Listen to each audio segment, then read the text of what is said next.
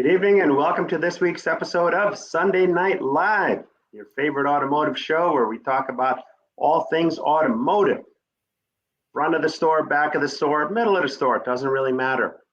Because as my good buddy Paul Machine says, a rising tide lifts all boats. So the greater we help everybody by bringing on the experts to share what they do and make us aware of some of the things that we might not be aware of, the greater everybody does. Because when somebody comes into your store and they have a great experience and they go somewhere else to another store, they're expecting a great experience. And if the other store holds that part of the bargain up, then we have a great name in the car business because they will see us as people that truly care about others. So this is the 2-year anniversary of the Sunday Night Live show. It's very exciting for me. But I didn't want this show to be an anniversary show. Last year I did one because it was the first one, but I didn't want to make that the focus this year. I wanted to make the focus on others that do well for other people. Because one day when we go into this ground, you know, it's very important for me is how will I be remembered? How will you be remembered? You know, how did you change our world for the better? And there are some companies, and Joe Clementi's company that he works for is one such company that makes a big difference. You know, we do so many things and we take so many things for granted. Unless you're old. When you get old, stuff starts breaking and then you realize like, wow, I took that for granted all this time. But I'm going to give you an example.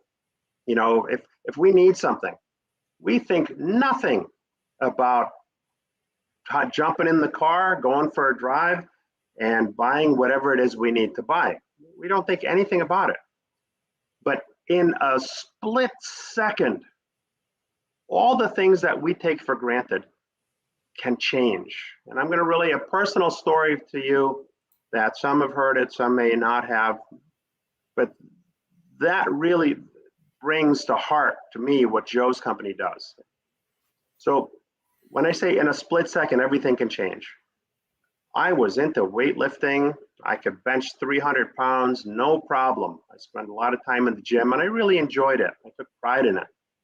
And one day, about 6 years ago, something happened in my life and I fell. And now a couple of surgeries later, can't be corrected. So in that split moment, my life completely changed.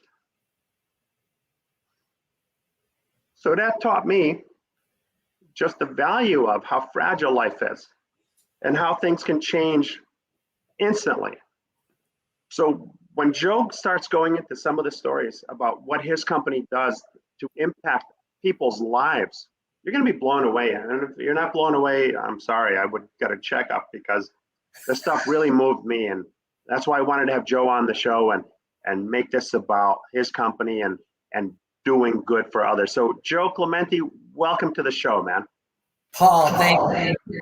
Happy anniversary. Thanks for having me. Really appreciate being able to talk about MobilityWorks and what we do and our quest and our journey for really making a difference in the quality of people's lives. So thank you for having me and happy anniversary.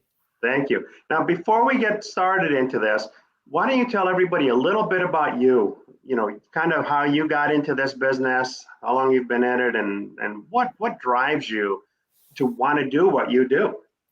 Yeah, so thanks, Paul. I appreciate it. My background I come from the automotive environment. I was a working dealer manager. I was a partner at a dealership for a very long time at a Honda dealership here in California. I worked in the automotive world pretty much my whole life, spent nearly 30 years in the automotive environment. I'm an NADA graduate, Dealer Academy graduate.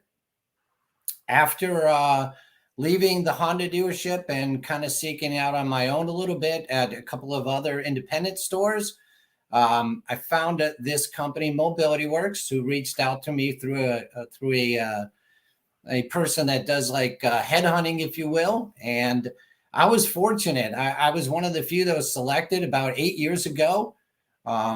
what has made the difference for me is really went from serving people in the automotive world to really being a medical provider for customers through the automotive environment, right? It's just a great experience and as we talk about it tonight, Paul, we'll talk about some of the clients that we're able to make a difference for. So that's a little bit about my background. My role in the company is the National Director of Service Operations. Really, I'm the support center, right? Our team is the team that responsible for supporting all of our stores across the country. Well, thank you. Thank you. We've got a couple of comments here. Mike Vogel, also a coach, the coach. Yes, he is. Coach Mike says, speak for yourself about braking when you're old. I feel great. Yeah, Mike and I have had this conversation a few times. And we have Vamshi Veladi. I'm sorry if I butchered your name up. Says, good evening, USA, and morning from India. Mike says he's just messing with me. I know that. And Eric is on. Big thank you, gentlemen. Happy anniversary, Paul. Great seeing Coach Joe tonight. Awesome. All right, so when did MobilityWorks kind of come to be? How long has it been in business? We started in 1997. Bill Koblitz, who's the founder of the company, bought a small medical facility, repair facility, or medical equipment facility. From there, it grew gradually. He found a partner in Taylor Clark, and unfortunately, in 2018, Taylor passed away unexpectedly, and the company moved on with a goal to be a 100-year company with 100 stores. And so we grew gradually. Now we're up to 93 stores in, I think, 32 different cities in the United States.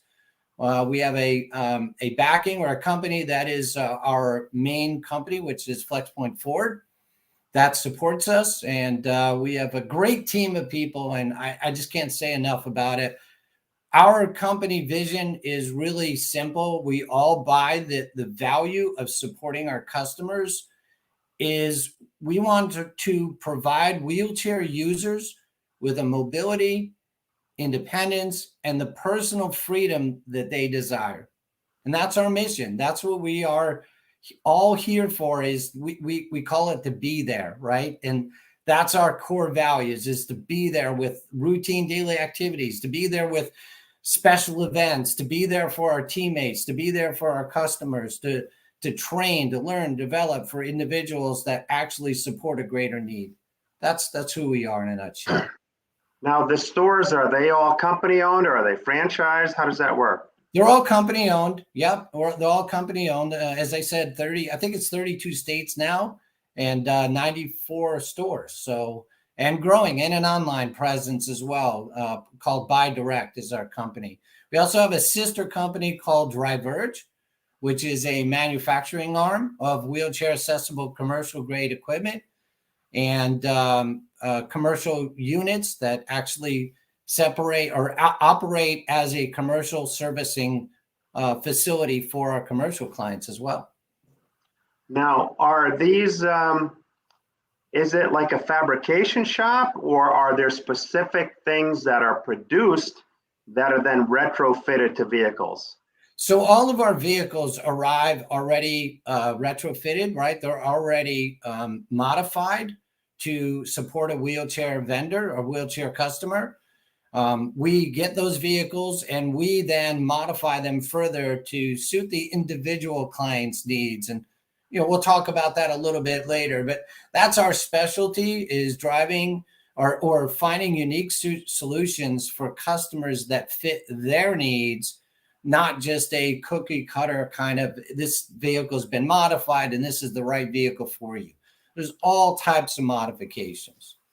I would imagine, I mean, there's got to be so many different disabilities, but I got a couple of comments here. Mike Vogels asked, does MobilityWorks support the Special Olympics? Do you have anything to do with that? We have a connection to them, but we don't actually, I guess what Mike might be asking, I don't want to read into it, but are we a vendor of them? We are not, but we support them indirectly. Okay. And Jeff Daniel says, with having a son with disabilities, you can't take these vehicle options for granted. For sure. And, you know, I would say most people don't really have exposure to it because there really isn't a need, even at the dealership. I mean, I've been in the business a long time, and I recall only one time in all the years I've been in the car business, I had somebody come in, and this is, it was a major disability to them. Some of the stories you're going to talk about is way beyond any of this stuff. But I had somebody come in. I had not met the wife. The guy came in, and he brought in a knuckle buster, and he asked that we install that. And he had paperwork.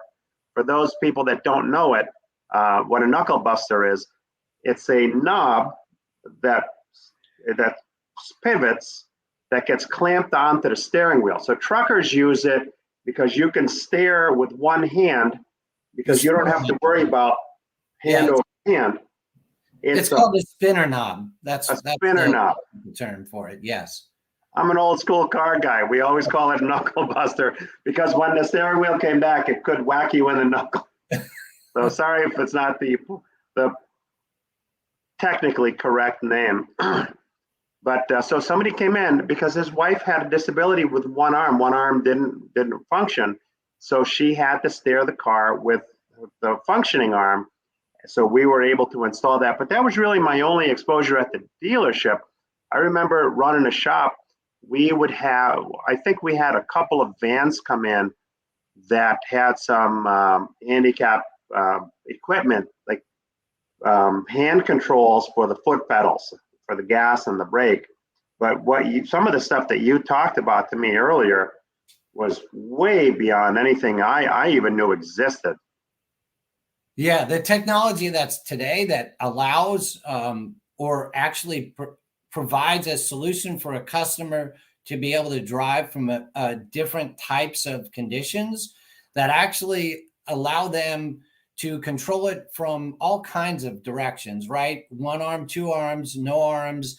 With their voice, they can operate it with their chin. They can operate it from their, the features are endless in terms of the types of solutions that we can provide drivers as well as passengers. So it's pretty expansive. And, it's a unique skill set too. Our technicians that come to us, they don't traditionally have these skill sets, right? They don't have a skill set for actually building in a transfer seat or a wheelchair securement product or hand controls. Those are all things that are learned, and they're so unique, Paul, for every individual person. That's the real value, is you're providing solution for so many different people in so many different ways. It's overwhelmingly rewarding. With the technology advancements, the way we've seen over the last few years, it's got to be unlimited to what you can do. We got a couple of comments coming in. Jeff Daniel said, and the difficulty of finding the right fit. That's where the customization comes in, right? Building it to a specific need. When you're talking about a client that maybe is in a wheelchair and in different positions, it's really important to have that specialized skill set, right? So as Jeff mentions, having the right fit so that the driver can be comfortable, whether it's in a passenger's position or in a seated driver's position from their wheelchair. And that's a unique set of skills. Jerry Davis says, what a great program. Do great conversions. And Vamshi says, Jeff Daniel, no more #granted, taken for granted. Orlando Spencer, Paul Meijer, good to see you this holiday. Great to see you, Orlando. And Vashmi says, old school comes with experience and wisdom, Paul Meijer. Yeah, I never quite look at it that way. I just figured I've been in it for a long time. You learn a couple of things along the way, and I'm always learning every day. So it's very exciting. We got Joe Chambers, fantastic work, Joe Clementi. Jeff Daniel says, to put numbers out there, a mobility wheelchair fitted to an individual and to the vehicle is in the neighborhood of 8,000, not including transport vehicle. Wow, that's incredible. That's just that one piece of it. Yeah, it would depend on the type of driving controls, right, and the type of wheelchair securement. But to Jeff's point, the conversions themselves are not inexpensive. But then there's the specialized driving controls and the seat-based securement, and there's a myriad of different ways of really finding solutions for customers. And in the end, to Jeff's point, really, it's unique to the person. That we call it solution finding, because that's really what it is. We have to find a solution that works for that customer. So when somebody buys one of these and gets it equipped, that's pretty much the vehicle they're going to drive for however long that vehicle is going to drive, right? I mean, I can't imagine there being much in the way of resale because it's outfitted to that specific person. Correct. Yeah, and many of our vehicles, in terms of resale, have very low mileage, right? Our clients need our vehicles, not like maybe you or I that have the freedom and accessibility to go where we want to go when we want to go. These vehicles are specially equipped to allow our customers the independence that they desire, right? That's what this is about, providing the independence and the personal freedom to go where they want to go when they want to go. It's such a rewarding career, but such a rewarding team to be a part of. Now, do you get to see many of the end users? Do you interact with a lot of them? Yeah, I'm fortunate in my role as I travel across the United States, and I get to meet not only with our teams that are just doing amazing work, but I get a chance to interact with clients all the time. I get to hear their stories. That what always inspires me, Paul, is just the obstacles that they overcome just to be able to be mobile and have that freedom. I love to listen to the stories about what we've been able to create with their vision to find a solution for them.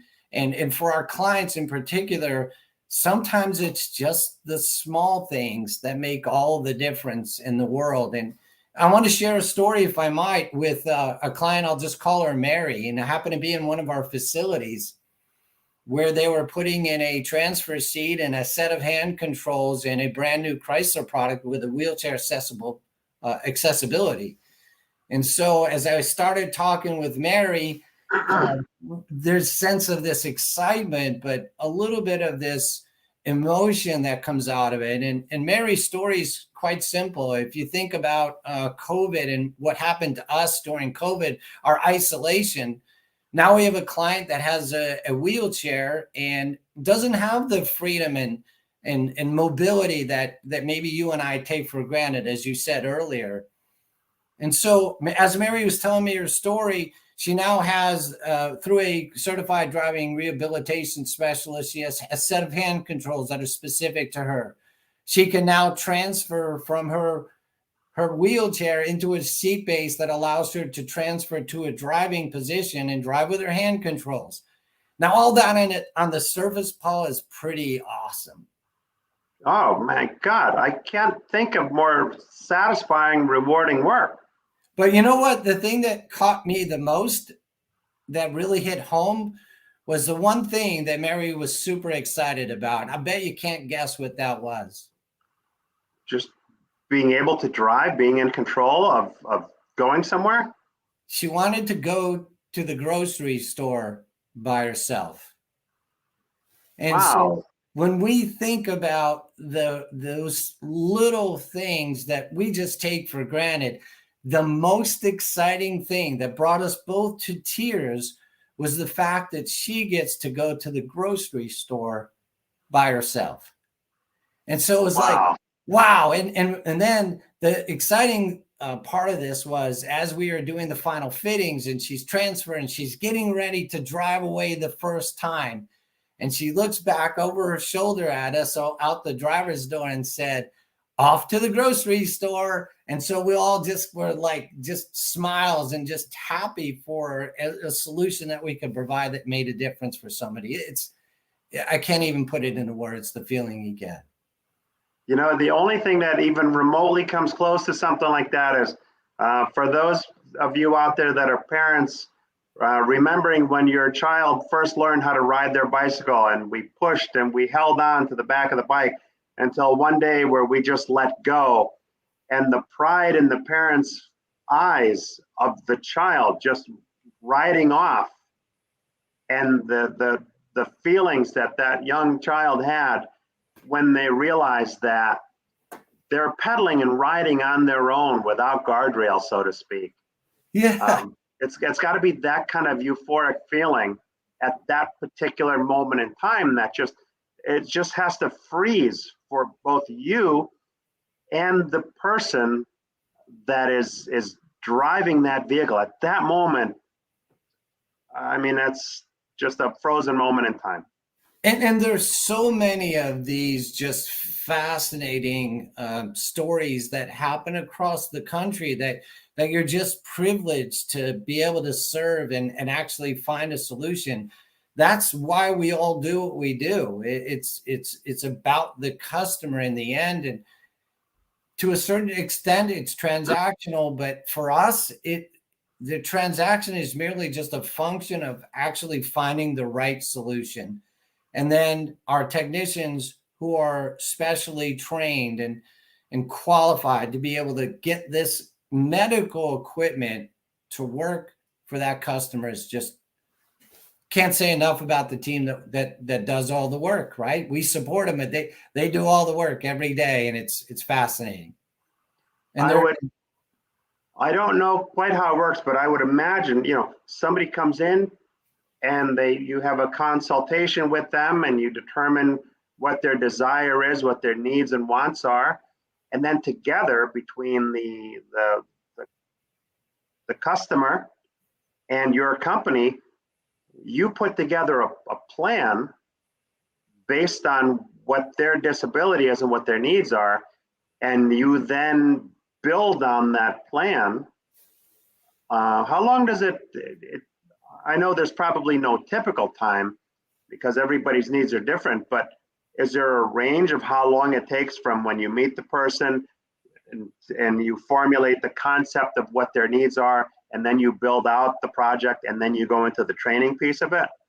Yeah, I think that there's no real answer to that because some solutions are less complicated as others. Sometimes these complicated solutions could take months, sometimes as long as a year, depending on the individual situation and how much involved the high-tech build driving controls are, whether they're drive-by-wire or electronic, or there are just so many methods to find the right solution. For a client that maybe is going to be a passenger in a wheelchair accessible van and there's less driving controls, from the consultation with our certified mobility consultant all the way through the build could be, a few days, right? It could be 24, 48 hours, 72 hours, depending on the final solution. That's the non-driver, that's the passenger piece of it. Right, because it's really becomes about wheelchair securement.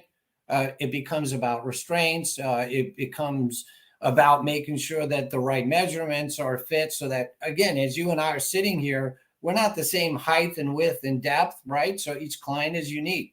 So those measurements have to be taken so that we can properly secure the wheelchair or their scooter.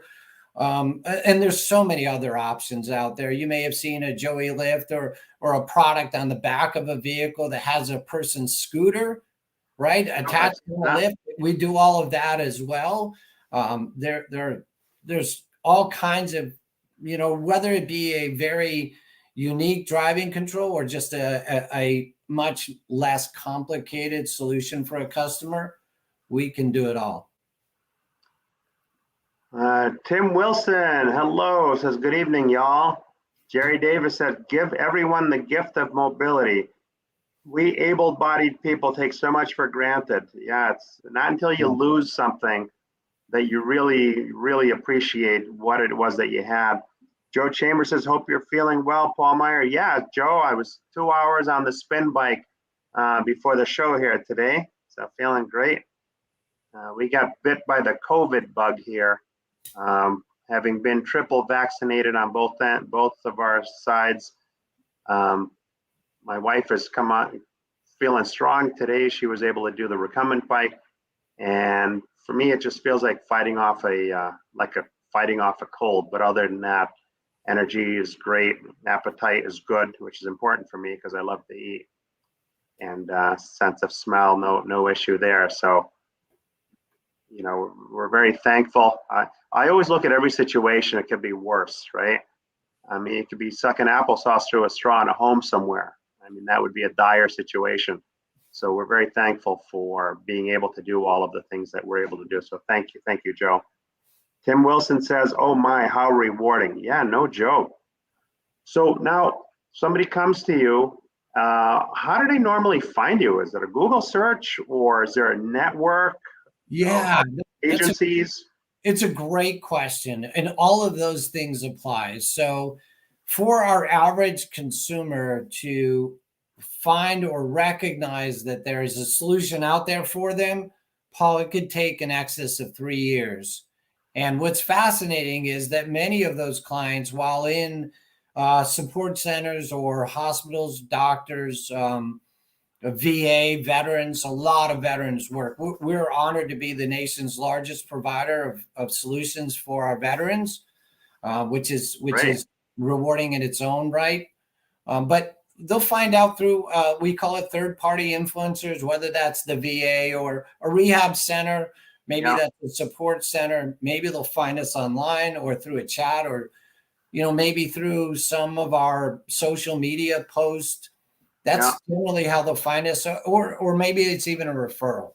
But many of our clients are first-time clients in terms of their van purchases. Does any of this fall under insurance, or are there governmental programs that help defray some of the costs? Yeah, there are many across the country. They're all different, but there's rehab centers, there's Voc Rehab, there's the VA, which is the largest provider that supplements for our veterans. But then there's governmental agencies, and every state is a little bit different about what they will support and how much they'll support. Yeah. And then, of course, there's trust funds, and there's we do our own financing specifically for wheelchair accessible vehicles and equipment. Yeah.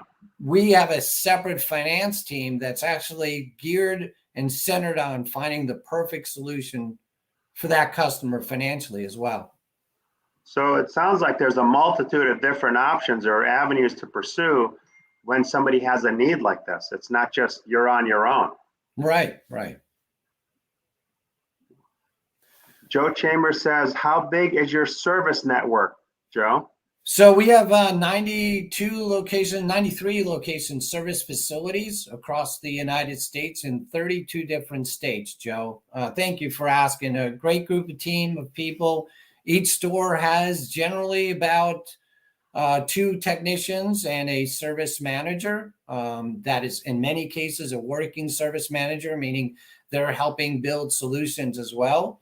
And then across each region, we have a regional service support team. So there's 8 of our regional team that support all of those 92 locations. And then from that support center, we have different roles and responsibilities to support all of our teams. Is each location pretty much fully geared up, or are there specialists, so to speak, that will travel between the stores to cover some of the areas that maybe a store hasn't faced before? Yeah, so that's what our regional support teams do. So we have 8 regional managers, regional service managers that do a lot of that, Paul, within a region. We don't necessarily have our technicians leave one location, but we do often, for more complicated or more high technical installations, we do send them to very specialized technicians. And we call them certified master level technicians. And we have quite a few of those across the country. Now, is that all in-house training, or is there like a technical school that does training? How do you train all of your people? Well, it's a little bit of both. It's great that you brought up this topic about training because it's so critical to us. And, one thing that we really pride ourselves on is our training. So we have a team on our organizational development team that is specialized in training our technicians. We have different certification classes that each of our technicians have to go through to get through each tier. And one of the things that makes us so unique is we just created the industry's first one and only technician training program that allows the technician to start it as a mechanic and go all the way through a master level technician with each individual certified training. And so our vendors provide hand control training, seat-based training. Our vendors for our products, they provide all the technical training for how to repair and maintain them. And then each individual product that gets installed in the vehicle is specially trained as well and certified. So all of our technicians must go through these very explicit time trail paths for them to be able to prove that they have the ability, skill set, and certifications to be able to do this type of work. It's really fascinating. How long is the training, or is this a continual thing as technologies evolve? It's continuous. Yeah, it's one of those areas of our industry that we focused a lot on. And I can say, after spending 30 years in the automotive world, we had very little direct pathways that was ongoing. And our unique strategy and plan behind our technician training program is it's very strategic. It's very tactical in what each technician needs to accomplish in terms of not only training and certifications, but they have to be able to demonstrate the ability to properly install or repair. So it sounds like the skill set is just, it's similar to a regular technician at the dealer level, because they're basically electromechanical engineers today. Yeah.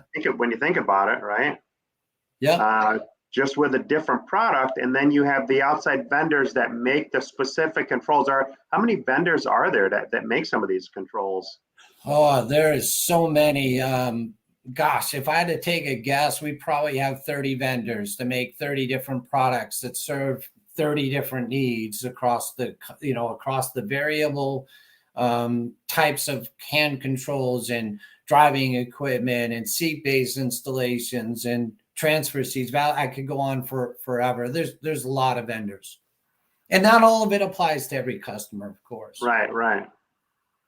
So it seems as though all of these different vendors would need to really know about the other vendors. Yeah. Right. Because if I'm going to make some hand control that ties into another mechanical component, I need to know a little bit about the other mechanical component, or at least have dialogue between the other company to be able to say, hey, you know what, this is what we're making. This is the challenge that we're facing. Have you seen this, or how do you suggest we work it? How does that work?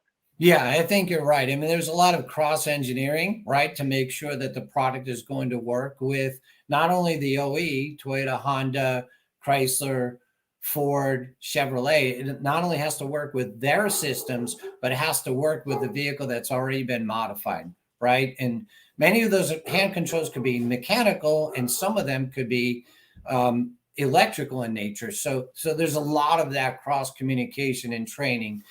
And it's a special skill set that takes time. And only time can help the technician really get to that level of master. Now, your typical shop today could have anywhere from, on the low end, 16 technicians to on the high end, 85 or 100 technicians. Your shops are unique insofar as you have 2 technicians and a working service manager. Where do you get your technicians from? How do you recruit them into your business? Yeah, I think every shop is different. So we have some shops have 1 technician and a service manager. We have some shops that have 4 or 5 technicians and a service manager. And we also have several shops that have 7 or more technicians. Now, that may not seem like a lot in the automotive environment, but it is a lot in ours. As far as recruiting and attracting technicians to what we do, it starts with word of mouth first and foremost. When that technician tells his or her friend about what it is that we do and the real value of meeting the customer and actually getting able to have a one-on-one collaboration to find a solution instead of replacing a part. Again, the automotive world has evolved, right? And it's become a repair and replace facility. Not that that's good or bad, but in our situation, it's unique.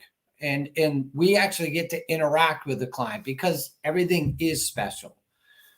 So I've also had the pleasure of going out and speaking at many of the technical schools, most recently at Lincoln Tech in Nashville, where I actually get to tell the students about what it is that we do. We know we're not going to get a big group of that audience that is going to be special to us. We're looking for that 5% that really wants to take their art and their skill and their talent and do something that makes a difference for somebody else and get paid for a fair wage for doing what they do and a good quality of life that comes with it. That's what the message we get out to those students. It's got to be somebody that's not just looking for a shop where they're going to turn a certain amount of hours. There's got to be a whole lot more invested in this type of a role. Do you find shortages in the need for technicians as well in your line?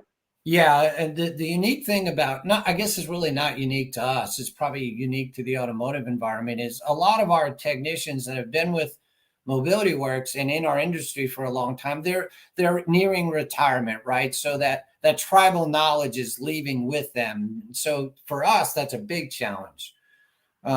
So what we've tried to do is really connect with the technicians that we have and really share the quality of work-life balance and then try to attract that newer technician that really wants to have that freedom to be able to interact with a client, to be able to build something unique with his or her hands and be able to see that final solution reach the client, right? They get to actually talk to the client to do the final fittings on the way out. And that's what makes the job so rewarding. It's the money is fair. We don't pay flat rate.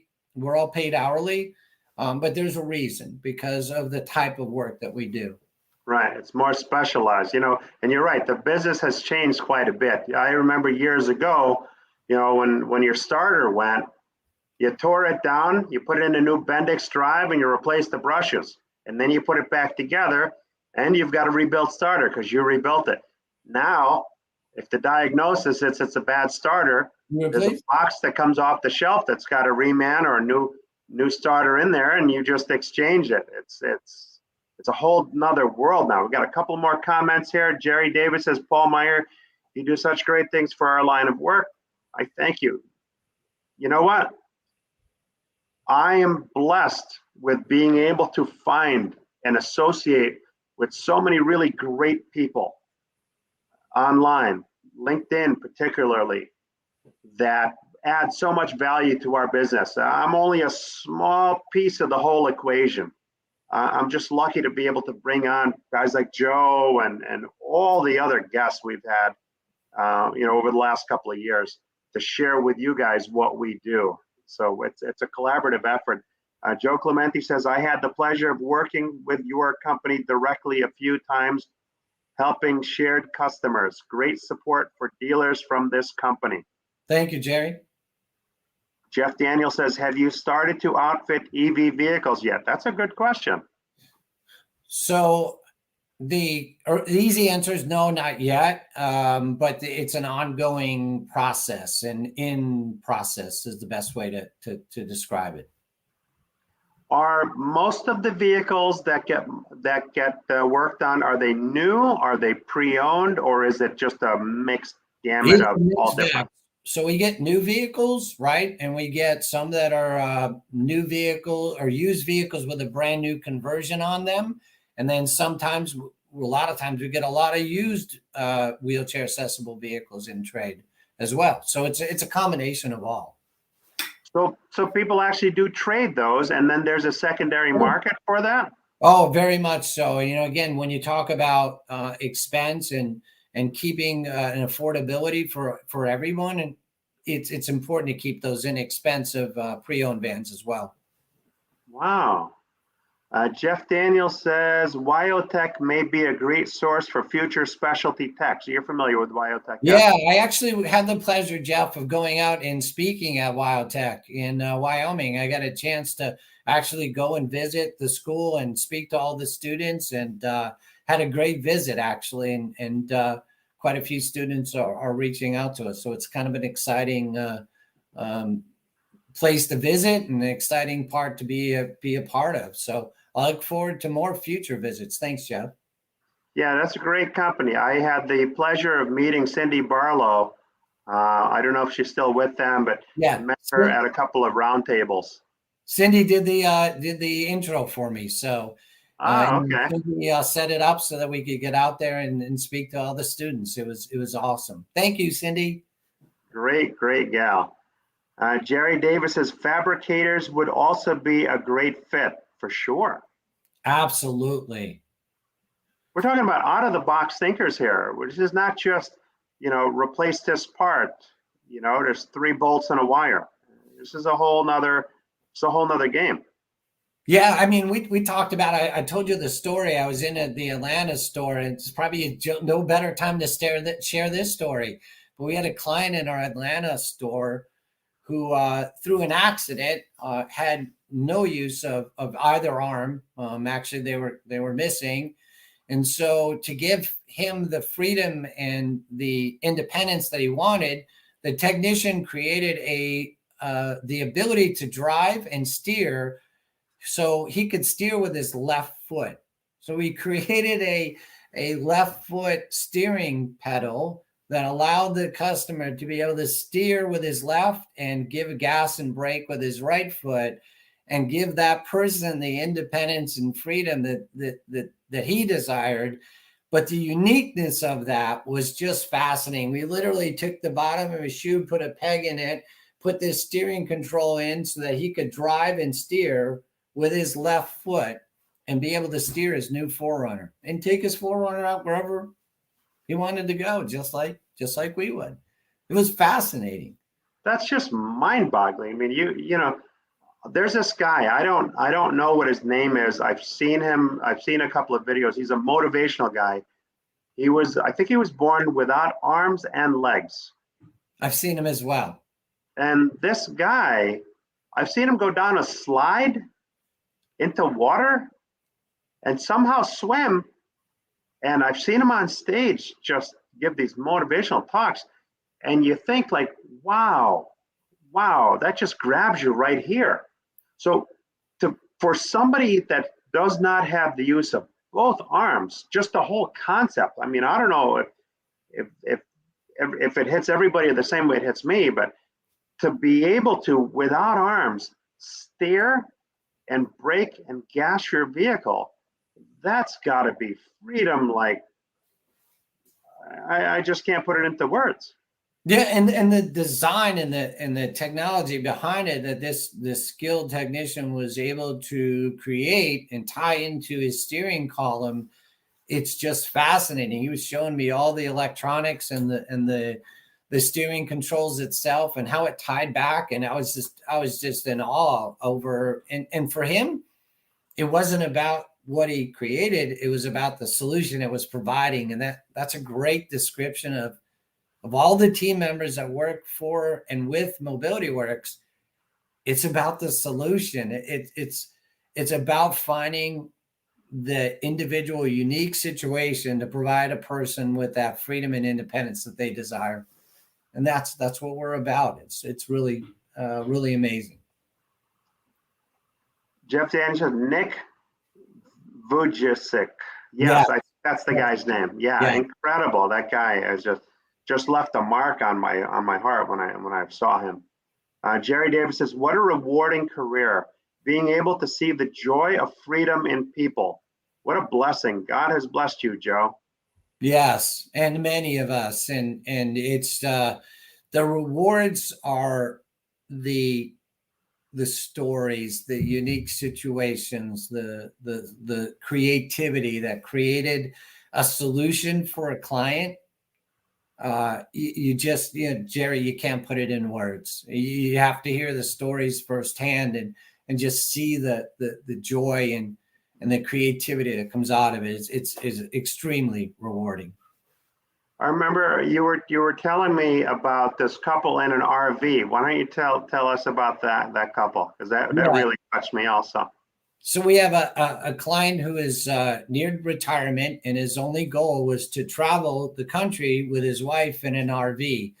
But of course, he's in a wheelchair, and it's just not easy for him to have the freedom and accessibility. Certainly, he couldn't ask his wife to lift up his wheelchair into the RV. So he came to one of our stores, and not only did the general manager find him and her the right RV, but they actually helped them purchase the RV, helped the client. We then took the vehicle back based on measurements. We installed a lift. We cut the opening out, installed the lift, moved the bathroom, created hand controls and a seat base a wheelchair securement product for him.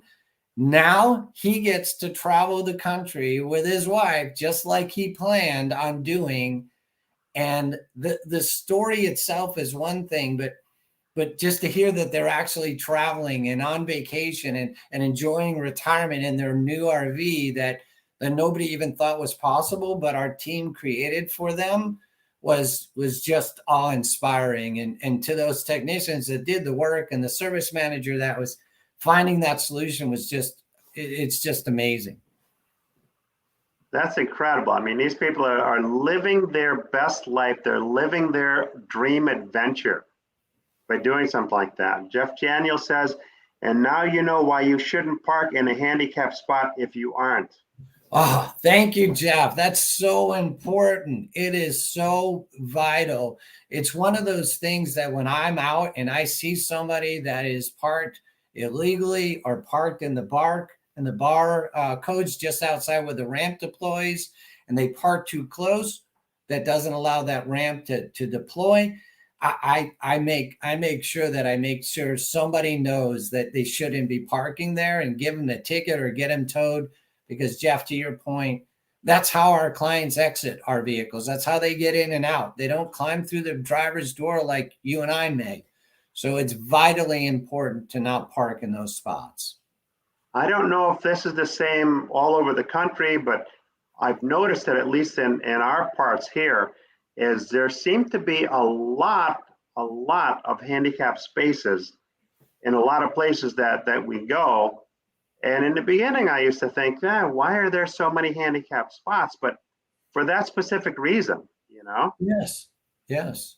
And there's a myriad of degrees of what disabled parking is designed for. So, what you may see on the outside may not reflect what's happening on the inside for that client, or vice versa. What is transpiring in the physical nature is why they need that parking and why it was created. So please keep an eye out for those parking spots. So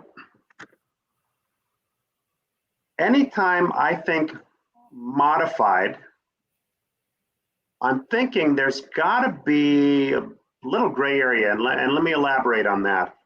I know that I worked for a Subaru dealer. Okay. And every kid that bought a Subaru wanted to modify their car, exhaust, suspension, all that stuff. And we would give them the big disclaimer: if you modify this, you void your warranty. On a handicapped accessible vehicle, and I'm sorry if I'm using the wrong terminology, that's got to pose a challenge in itself, because I'm thinking the OEMs are looking for any reason to say no whenever there is any type of a warranty situation. Talk to us about some of the challenges that you guys face in getting around that. Yeah, Paul, thank you for bringing that topic up. If there's one real challenge that all of us have in the adaptive community, it's the dealerships realizing that the OE warranty is the same as if they were to buy a new Honda, Toyota, Chrysler, Dodge, or Ford or Chevrolet product off of the showroom floor. It's a full manufacturer's warranty, even though it's been modified. In a lot of cases, the only reason we're bringing it to a dealer is for warranty repairs. What's challenging for us is in many parts of the country, to your point, when a dealer sees it, they say, oh, time out, it's been modified. You got to send that back to the mobility dealer. And gosh, it's just the wrong thing. We have clients that need this product. It's not a desire. It's not like, hey, I just want to go out and buy this new Toyota Sienna or this new Honda Odyssey or whatever the case may be. This is about a solution that allows our clients the freedom and the accessibility that they need to go to doctors, to do the things that they want to do and need to do. They can't just hop in a rental like you and I may, right? While we do have rentals available, the point is they're in a wheelchair or there is some form of disability that they're living with that they need this solution. And for the dealer body that's out there that you may be listening, please, if it's a warranty repair, there's a client on the other end that needs their product, service it just like you would any other client, even though the vehicle's been modified. All the manufacturers, every one of them that we deal with, honor their factory warranty. So please fix it like it's a factory warranty. The difference here is it's not like some backyard mod shop, right? That you're bringing it to some guy's house to put a set of lowered springs in. No, these are people specifically and professionally trained in both the mechanical and the electrical components to create these wonderful machines that give people the freedom of mobility, the things that so many of us just take for granted. Yeah. And there are some parts of the country where our local dealer is great, right? They'll service it and they'll warranty it. There are other parts of the country where it becomes a bit of a challenge, right? Where we may actually have to call the OE and say, listen, you have to get this dealer to help us. This is a warranty. Otherwise, we would do the repair. Right. But it's a warranted part for a specific product. It needs to go back to that dealership. And so when they hear modified, you're right, Paul. The first thing I want to do is say, stop. It's modified. Send it back. We got to get that message out. That's not what it is. These modifications are approved by the manufacturers. You know, the business has evolved. The technology has evolved. We need to evolve with that change in order to better service our clients, because they're all our clients. And we got a couple of comments here. Larry Asher says, do most of these outside the box solutions come directly from the frontline technicians, or do you have another level of engineers for that type of adaptation? Well, it's a great question, Larry. Thank you. Most of these solutions come from within, right? Our technicians have to be creative to be able to find solutions that work.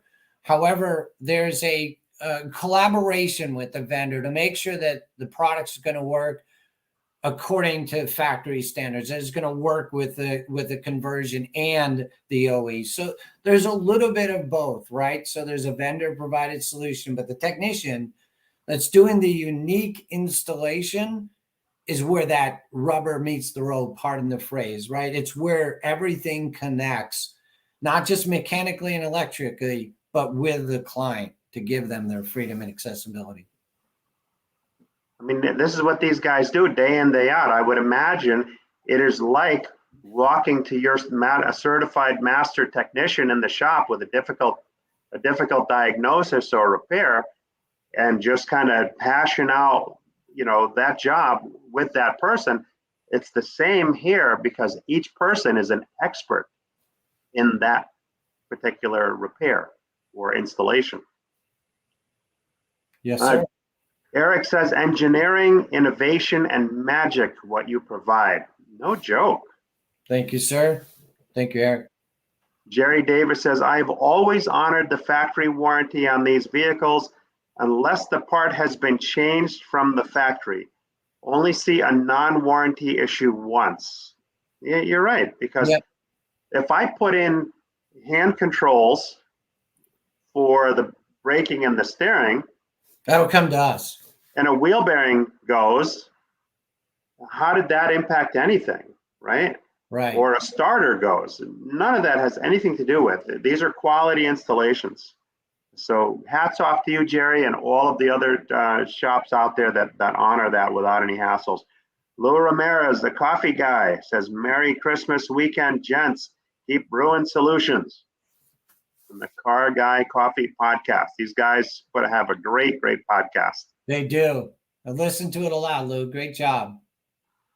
So do you have, I know we only have a few minutes, but are there partnerships with OEMs, or are you guys pretty much on the forefront, blazing the trail and working with each OEM individually as needed? So yes, there's trailblazers, if you will, within our company, and we work really closely with our vendors. We have 2 OE manufacturers that provide the conversions, actually 3. They build the conversions. Our sister company, Diverge, builds conversions for commercial grade and consumer grade. And then we really work collaboratively as an industry with the OEs to support what we're doing. So the industry as a whole is very much centered on providing quality products for our customers and engaging the OEs to a high level. Is there a set base model mod, if you will, that the OEM builds, or that you can order from the OEM with the then intention of adding additional modifications to it, or is each one spec build? Yeah, so the OEs don't build the conversion themselves. We have different conversion manufacturers that build the modifications, if you will, adding a wheelchair accessibility, because again, it's their specialty, right? It's the type of ramp, it's the depth of the ramp, it's the weight of the ramp, the longevity of the ramp, the type of ramp, the wheelchair opening, height, width, all those things are specific. So those are just our very specific manufacturers of those conversions. And so for us as a company, it's our job to now find that solution for the client and make it unique to them. Are all of these vehicles, do the people enter through the passenger side through a ramp and then maneuver themselves into position? Yeah, so for the consumer part, mostly, yes. There are some conversions, as I mentioned, the RV, where we put a full-size ramp in that will actually deploy and allow the client to exit and ingress and egress from the ramp from the side or the rear of a particular vehicle. Of course, there's commercial grades that are the lower back quarter or the rear or the side. So there are many, many different solutions for both consumer and commercial grade. I'm just blown away by, that type of service and that type of technology that just brings so much. Let's see here. Jerry Davis says, we are in the people business. No joke, man. Right on. Jeff Daniel says, it's all about our most cherished gift, freedom. Thank you, Coach Joe, for what you do. Yeah, thank you, Joe. I mean, that's. Yeah, thank our teams. To your point, that's what they do. And it's really the group of people that make it. I just get to talk about it. I get to live through it and really support everything that they do in the field, and our technicians who are just amazing to us, and our service managers and our service support center people. It's a credit to them. I just get to be the handsome face that gets to talk about it. So thank you, Jeff, and Paul, thank you so much for having me on. I really appreciate it. I would love to be able to feel the emotion that you must feel when you meet that client, maybe for the first time, and then you see the whole dream come to fruition, and then the teaching that person, because it's not just a question of building it, right? Because once you build it, you have to teach them how to use it effectively for their safety as well as everybody else. I mean, a vehicle is a lethal weapon when you think about it. Right. And when you do some of the modifications that you do, it has broader implications. So there's got to be a certain training aspect on the client side to make sure that, it's not like somebody learning how to drive stick shift the first time and you see him bucking in a parking lot. Yeah, to your point, a lot of that is prescribed, right? It's just like medication. It's prescribed and it's specific to that individual. And the solutions we provide is the medicine, right? The vehicle is the vessel, and the solution we provide is the medicine. Lou Ramirez throws up a couple emojis. Jerry Davis says, I felt Toyota has always done great. And Joe Chambers says, such a noble aspect of our business. Wow. Another hour has come to pass. Wow. And, 60 minutes is a long time on the one end. But on our show, 60 minutes just begins to scratch the surface. We got so much covered today, Joe. Thank you. Thank you so much for sharing what MobilityWorks does with our audience. If there's anybody in the audience that sees value in this, or if you know somebody whose life can be impacted in a positive way by having access to this, please share this broadcast. I always look at it as, if we can affect change or impact just one person's life for the positive, well, then we've scored really big. And sometimes we get lucky and when we end up impacting more than one person's life. So thank you very much. We got Jerry Davis says, thank you for what you do, Joe. And Jeff Daniels says, great show. Thanks for spreading the word. Thank you again for spending time with us on Sunday night. I appreciate it. And thank you, audience, for tuning in every week. I appreciate your support. So I wish everybody Merry Christmas, even though it's just passed, and a Happy New Year. And I hope that you reflect on what this year has meant to you, what it has meant to the people that you've come in contact with, what lessons we've learned, and what we're going to take forward with us into 2022 to make 2022 an even better year than this year was. And if this year wasn't so good for you, you know what? There are no bad experiences, because from everything we learn things we won't put up with. We learn things that we did wrong. We learn things that maybe we should improve. So everything's a learning experience. I wish you guys and gals a Happy New Year. And next Sunday is our kickoff show for 2022. I've got a very interesting panel. I already have them all, and I'll be announcing them towards the middle end of next week. That's going to be a really good show to kick us off for season 3. So thank you. Have a safe and successful next week. And we'll see you next week on Sunday Night Live. Thanks again, Joe. Thank you for having me.